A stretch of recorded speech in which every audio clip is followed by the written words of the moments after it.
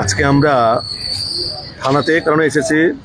আমরা গতকাল থেকে দেখতে পেরেছি যে আমাদের রাজ্যের জনপ্রিয় মুখ্যমন্ত্রী আদরণীয় প্রফেসর ডক্টর মানিক সাহাজির ফটোকে এআই ব্যবহার করে যেভাবে একটা নগণ্যজনক ফটো বানিয়েছেন এবং বিভিন্ন সামাজিক মাধ্যমে সোশ্যাল মিডিয়ার মাধ্যমে যেভাবে তারা এই ফটোকে ব্যবহার করে বিভিন্ন জায়গায় সেটাকে পোস্ট করে ভাইরাল করেছেন, তাদের বিরুদ্ধে আমরা আজ পশ্চিম থানায় আমরা মামলা করুম এবং যারা বা যের মাধ্যমে এরা পোস্ট করা হয়েছে তাকে যেন আইন আওতায় বিচার করা হয়।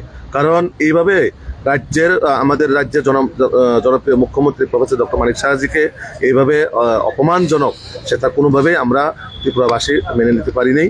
কারণ রাজ্যের মুখ্যমন্ত্রী উনি শুধু এক জাতির বা এক পার্টির হয় না, মুখ্যমন্ত্রী মানে সকল এই রাজ্যের মুখ্যমন্ত্রী, সকল অংশের মানুষের মুখ্যমন্ত্রী। উনি আমাদের রাজ্যের মুখ্যমন্ত্রী, এইভাবে মাননীয় মুখ্যমন্ত্রীকে অপমান করা, এটা আমরা কোনোভাবেই ত্রিপুরা রাজ্যের জনগণ সেটা আমরা মেনে নিতে পারি নাই।